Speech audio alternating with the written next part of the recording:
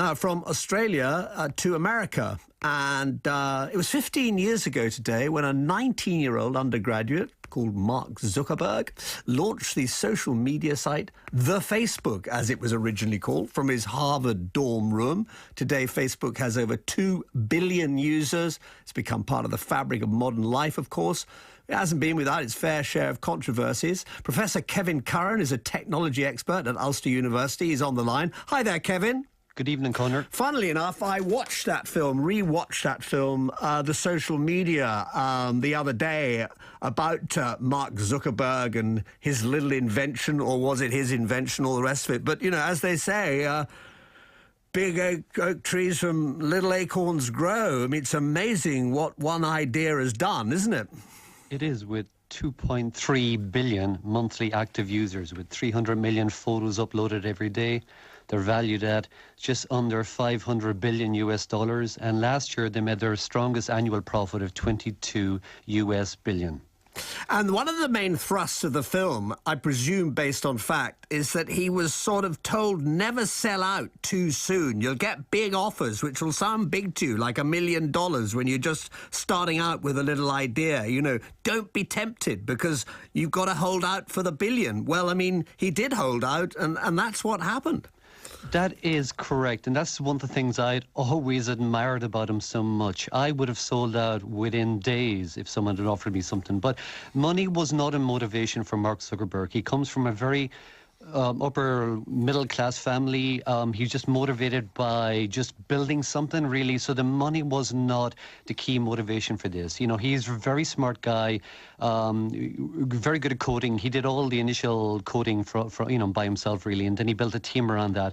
And now they have become really the social network of the world. But of course, their market share price is down because they face increasing introspection from governments because of the fake news problem, because of the GDPR regulations, and of course a lot of people are now installing ad blockers, and really Facebook is an advertising company.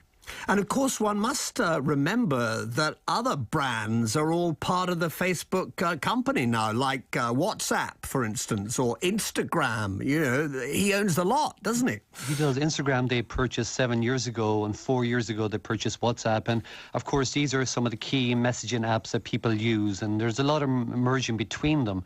But really people, you know, like 1 in 5 page views, you know, around the world are on Facebook. You know, people spend an extraordinary amount of time on there, and that's why it has a quarter of the advertising revenue, because really the information that they have on people can be used for micro targeting, so that you can advertise for particular groups, particular genders, particular income, you know, and you can really target ads. And of course many businesses rely on Facebook to generate customers. Where do you sit on the sort of controversy about Mark Zuckerberg and indeed other people involved in this huge industry, be it Google or whatever?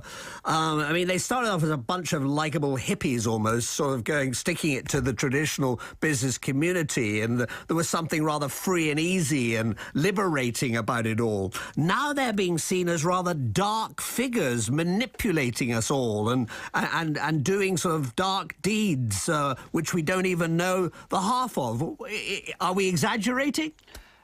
Well, some of the issues that they have are very serious. I veer on giving them the benefit of the doubt, because many of my students work in Facebook, and I know tech people, and they're generally not evil, but they have to be held to account for the fake news problem is very real, and people are dying because of things which are shared, especially on WhatsApp. Lynchings have happened. They have to be held accountable for cyberbullying and anything to do with really, you know, undermining democracy. So I welcome regulation for Facebook and these companies, but they really are not, you know, they just have to be kept to account.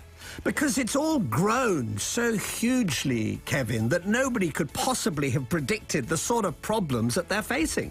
No, absolutely, because really they're in a scale now where it's almost impossible for humans to moderate. You know, when you have 300 million photos per day, you know, and not to mention 4.7 billion pieces of content up there, you have to rely on algorithms, and computer algorithms will always miss what we as humans would spot straight away. They're dead spooky, those algorithms. There's no doubt about it, Kevin. Thank you very much indeed. Professor Kevin Curran on Facebook.